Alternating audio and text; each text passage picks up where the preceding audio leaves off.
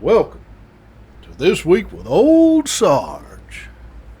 This week, talking about your unintended consequences. Now, in a previous video I mentioned during the first Gulf War how I managed to put a little light five-finger discount on a mobile kitchen trailer. Well, apparently that may have started something that was a little bit unintended for myself. See, even though my unit's out of Fort Riley, Kansas, home of the Big Red One, shout out to you guys. Get to wear the patch, but we're a non-divisional unit. What's non-divisional mean? Well, you don't get all the goodies that the people who are assigned to the 1st Infantry Division proper get. So, when we got our orders to go over to the desert, the old desert shield time, 2nd unit to get mobilized out of Fort Riley, Kansas, but the 1st non-divisional unit. So we were short a few things. So when we went down to division to try to get those things we were missing, we were told by them civilians in them huge warehouses full of everything that, yeah, this stuff behind me that you see, yeah, you need that, but you can't have it because you're a non-divisional unit. That's for the 1st Infantry Division. So we went overseas missing a few things. So, but just like the mobile kitchen trailer, kind of learn how to, get what you need with your own resources, let's say. So one thing that we really were hurting for was another prime mover for one of our big gooseneck trailers. Nice gooseneck trailer, 2-axle, put two 6,000-pound variable reach, 4-wheel drive, 4-wheel steering, rough terrain forklifts on, plus everything else you could load on there. Woo! Them some good trailers. But we're missing a prime mover. Got 3 trailers and only 2 prime movers.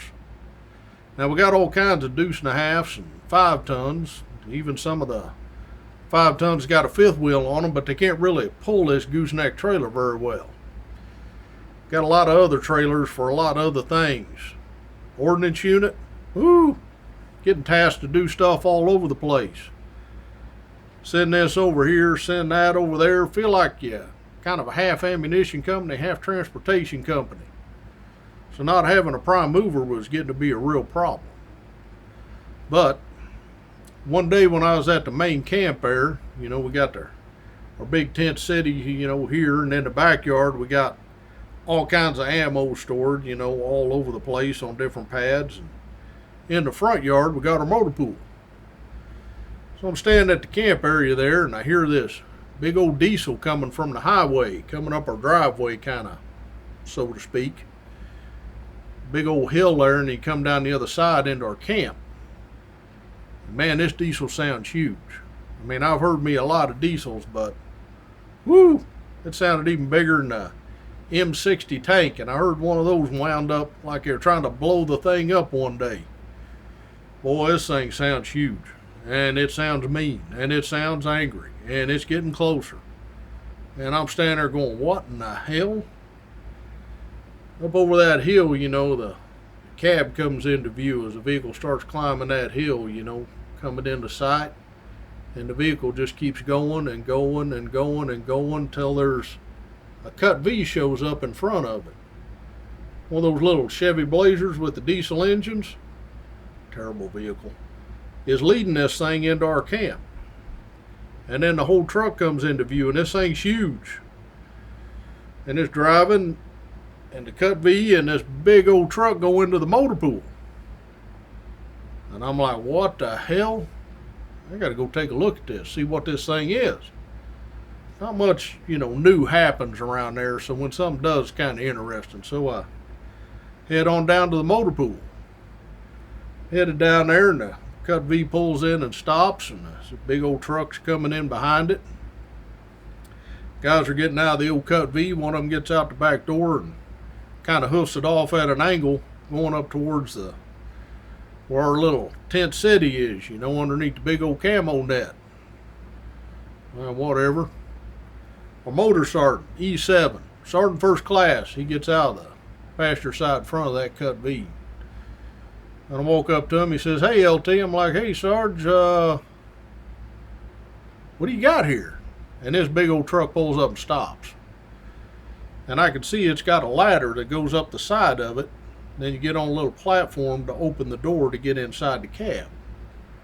Not too many trucks got ladders on the side of them. Whew, this thing's tall. He said, "That's a het, LT." He said, "Actually, it's a heavy equipment transportation system, but everybody calls it a het." Says it's 8-wheel drive, as you can see. Got a big old diesel motor in this thing. Weighs about 26 tons. Holy crap. And he said does about 43 miles an hour. Uphill, downhill. Doesn't matter if you got a tailwind or a load, either way, it does 43 miles an hour. And I'm like, dang. I look at this thing, I see it's got a 5th wheel on the back. I'm like, hey, this is outstanding. We got another prime mover for that gooseneck. And he's like, yep. He said this thing's just about as long as that gooseneck trailer is too, but it'll work. And I'm like, dang, I'm impressed. I'm like, where the hell did you get this thing? And he said, well, he said, I kind of have you to fault for that. And I'm like, uh-oh. What do you mean? He said, well, early this morning when they were serving breakfast, you know, everybody's down in the chow line. I had one of my troops go into the tent that you live in with all them other fellers. Said he grabbed up your BDU blouse with your rank and your branch insignia on it and your BDU cap with your rank on the front. Had him hustle back down to the old cut V here, and I took one of my truck drivers and of course my driver. And we had this big old clipboard full of papers with us, and we headed down to the port of Dammam, down in Saudi Arabia. I'm like, yeah, about 2 hours away. You know, we're already in Saudi Arabia, pretty good sized country. So he's like, yeah, we drove down there to the receiving transportation office. Little ramshackle wood building down there on the pier. Said we pulled up there and made sure that my troop there had on your blouse and your cap. And we went marching into this office. Ripped that door open, yelling and screaming, calling them everything but human beings. Told them that I found out that they got our truck down here that we've been waiting on for 2 months. It's been here for 2 weeks.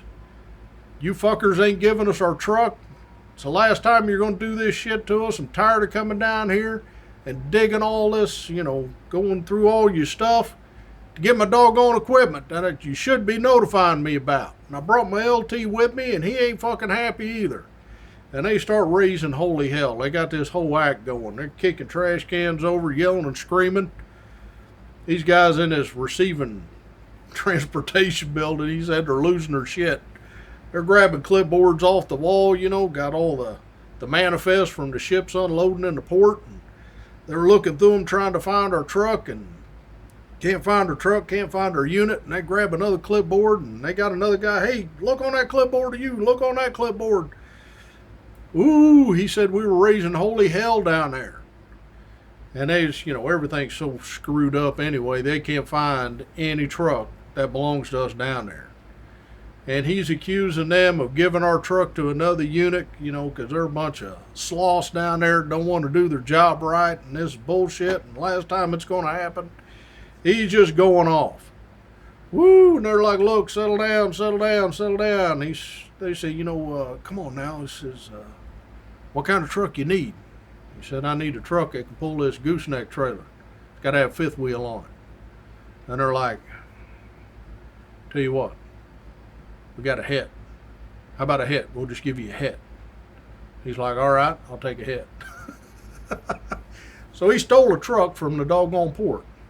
Kind of sort of legal like. Kind of like that mobile kitchen trailer.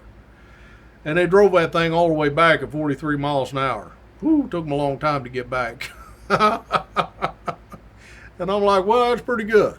That's pretty doggone good. I said, I'm a little upset about the blouse and the hat thing. You know, maybe you should have told me about that. You know, I would have gone with you. And he's like, no, I think it worked out better this way. I mean, the proof's sitting right there, big old truck, right? So obviously he had it figured. And I'm like, well, all right. Main thing is we got the trucker that we needed, right? So let the rest of it go. So I start to walk back up the hill to the camp, and a thought occurs to me, and I say, Sergeant First Class? And he's like, yeah, LT. I said, who signed for this big old truck?